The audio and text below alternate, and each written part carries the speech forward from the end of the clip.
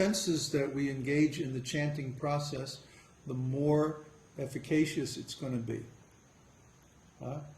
So if I engage my speaking, my hearing, my sense of touch, and in addition I'm looking at the deities or engaging my eyes, I'm smelling the incense, I'm tasting the prasadam, I'm engaging all my senses in Krishna consciousness.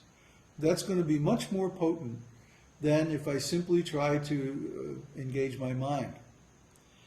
The mind is very tricky. It's very changeable also.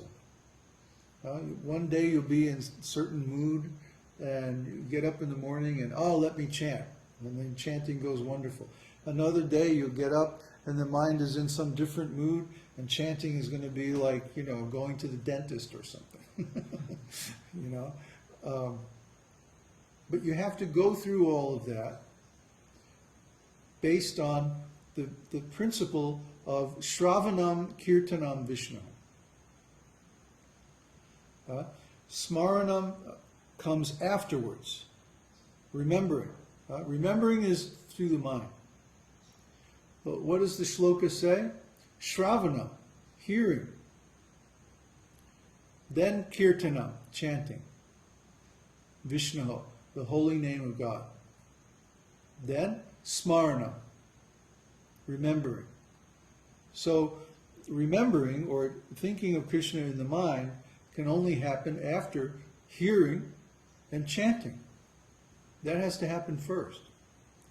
So we should do the first things first, and then the other things will happen automatically. From Devesh, what is the connection between a pupil and the guru? Well, you said it yourself. One's a pupil, one's a guru.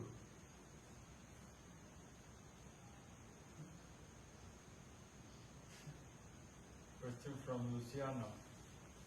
I heard that a prophecy of Sri Chaitanya that chanting of the Harinam be fulfilled in villages all over the world.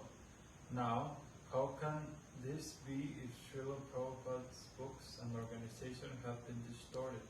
This must be a long time from today. Not necessarily. We have the internet. So if one small group carries on Srila Prabhupada's teaching accurately, then by the internet, that teaching can spread all over the world in a few days. It's not like when Srila Prabhupada came from India, the only way to spread ideas is by books. Of course, they had television then, but to get on television with any kind of a new idea is very difficult. Now we have the internet, and anybody can get on the internet, can access all the Vedic literatures, can hear tapes and videos and everything, and they can educate themselves. When the world situation comes to the point where everyone can see that the previous civilization is flawed, fatally flawed, then they will begin to inquire into alternate types of cultures. And then the moment will come when our teaching will be accepted by large numbers of people. That moment hasn't arrived yet. It may not be long. That's why we're talking about 2012 and singularity and like that. It may not be in 2012. But we're dealing with periods of thousands of years. If the date is off by 5 or 10 years, that's not a big deal. So it might not be 2012, it might be 2022 or 2025, or who knows when it's going to be. We don't know. We have a basic idea. It's coming soon. Srila Prabhupada was talking about world war. He said there's going to be an atomic war. Why? Because it's written in the Bhavishya Purana. Bhavishya Purana literally means the history of the future. And it's described there. So, it's going to happen. We just don't know exactly when. We have to be ready. If Krishna wants, tomorrow he can create some scenario where everybody loses faith in scientific knowledge and materialism, and they start looking for something else. Krishna can do that anytime, because he's in everyone's heart. He's giving intelligence, memory, forgetfulness. Matak smriti jnanam apohanam cha. He says in Bhagavad Gita, I'm giving memory and forgetfulness. So if Krishna wants people to come to the Krishna consciousness movement, he can direct them from within their hearts and they'll come automatically. But we haven't reached that point yet. We still have to come into a situation where people see, oh, this materialistic civilization is bogus, it's useless, it's worthless. Just like, for example, what's a good example? In World War II, the currency of the Germany became worthless. You were describing it was like a billion marks for a loaf of bread. More. So basically, the money became worthless, useless. So nobody wanted marks. Everybody wanted dollars or francs or pounds or, some other currency. So it's similarly when a philosophical platform or a civilization is nothing more than the realization of a particular philosophy. That's why we talk about ontology so much. When people realize that the materialistic ontology is flawed and useless, then they'll go searching for another one. We reached that point a long time ago.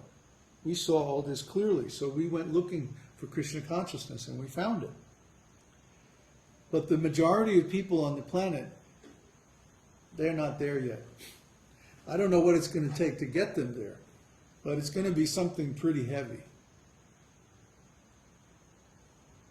So if there's a big war, or if there's environmental crisis, or a big financial crisis, or maybe all of those happening, then people will come to the point where, we must have taken a wrong turn. We must have gone a long ways down the wrong road. So let's go back and look for where we made the mistake and fix it. And of course, we know where they made the mistake. They accepted this materialistic philosophy. So we're providing a different philosophy. And when they're ready, they'll come to us. We won't even have to go to them. They'll come looking. Oh, here's a better way. We're just waiting for that time. Until then, our duty is to pass on the teaching without changing it.